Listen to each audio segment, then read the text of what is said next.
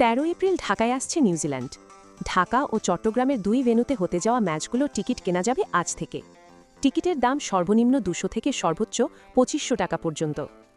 মিরপুরে শেরেবাংলা জাতীয় ক্রিকেট স্টেডিয়ামে ওয়ানডে সিরিজের প্রথম দুটি ও টি-20 সিরিজের শেষ ম্যাচ অনুষ্ঠিত হবে।